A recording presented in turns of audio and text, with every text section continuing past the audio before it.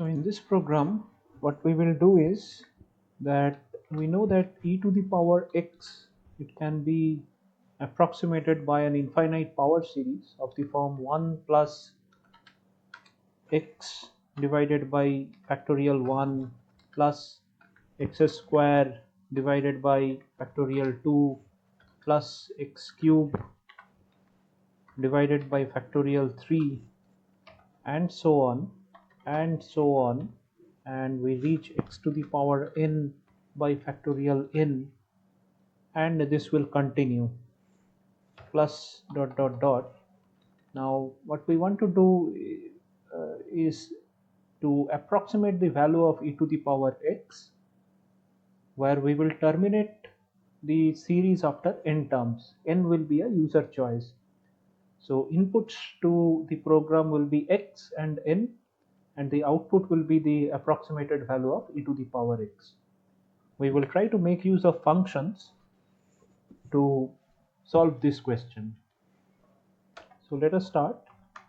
Hash include stdio.h, and then I have int main, and what we can do is we can start with the variables n and x, and then ask the user that you give me the value of enter x,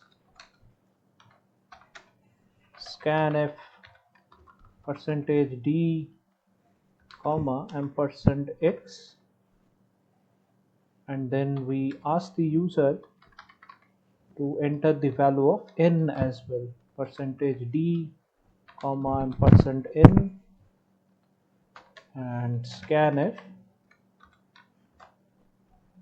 printf enter n, printf enter n, and scanf %d comma %n.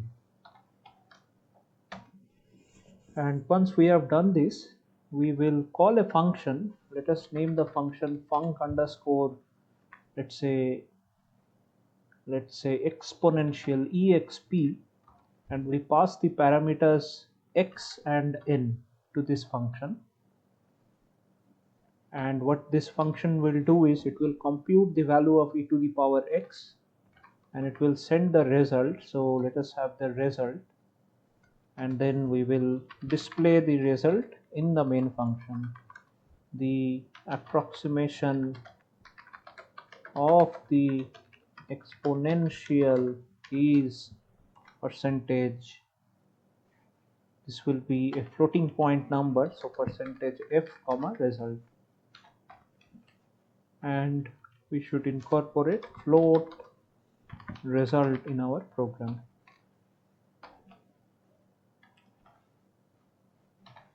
Return 0.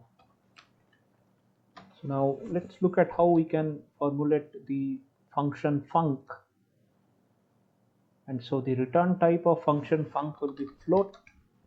Func underscore x will be float, so this is func underscore x, and the inputs to the system can be x and n. We can write them to be x and n, but note that this x and n is local to the function func underscore exp, whereas this x and n, this is local to the function main. So those are local variables. And what we can do is here the computation will be done, so we can put it in a loop. I need loop variables, integer I. Let us start with I, and I need the sum, so float sum, and the starting value can be 1, so that at least we can get rid of this one right at the beginning.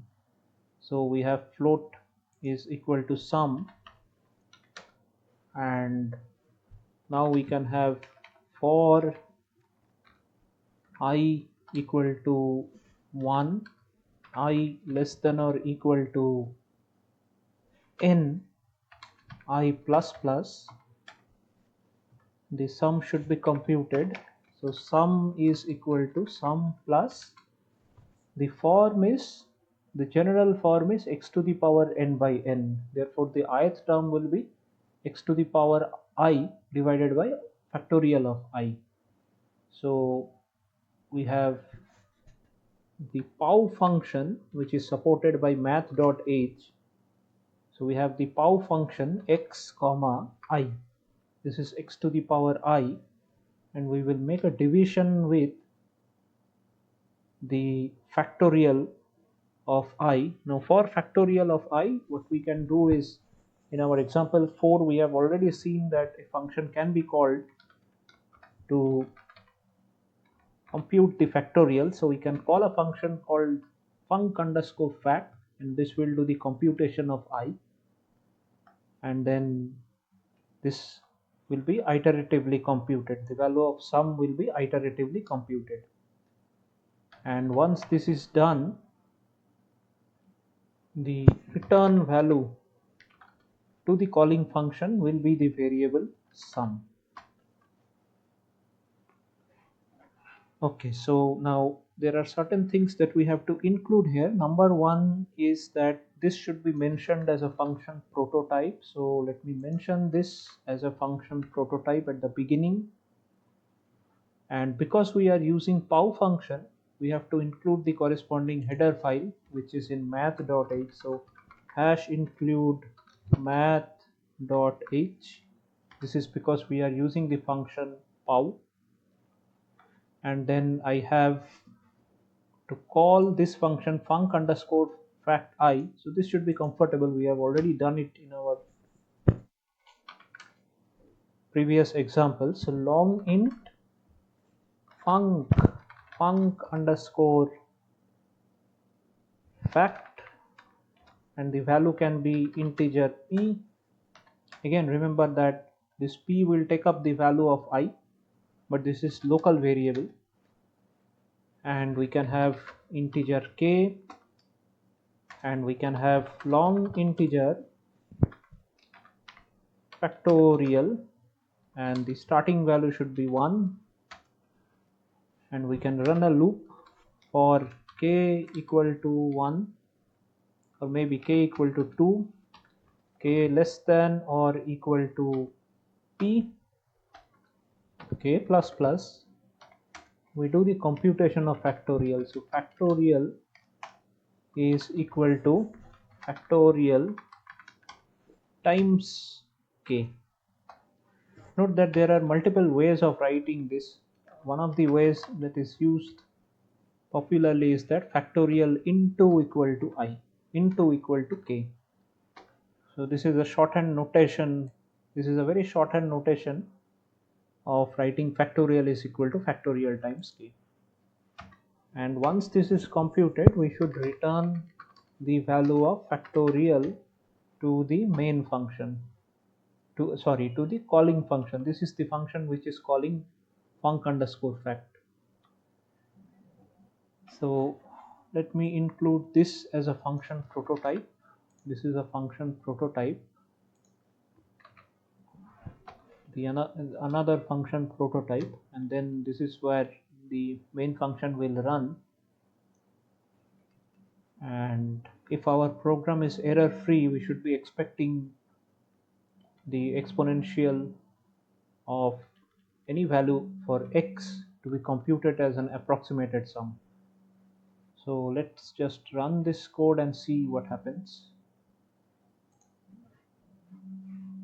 Okay, it is throwing some error, printf enter n, and I have missed out on a semicolon. Let's see, this is printf enter n. I have missed out on this quotation. Okay, it has compiled successfully, enter x. Now what I want to do is, we know that e to the power 1 or e is approximately equal to 2.71. So let us see what happens with the program. So I have x as 1, and I set the value of n. So 1 plus x by factorial 1 plus x square by factorial 2 dot dot dot. So carry this out to x to the power n by factorial 10, x to the power 10 by factorial 10. And so make this 10, and this is the approximation of the exponential. So the approximation of exponential is 2.718282.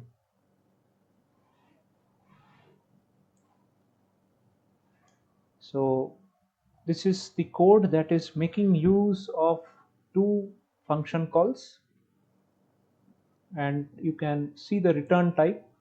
One of them has a float return type, another one has a long integer return type. In one case it is taking two parameters as an input to the function func underscore x, and in the second case only a single parameter has been passed to the function.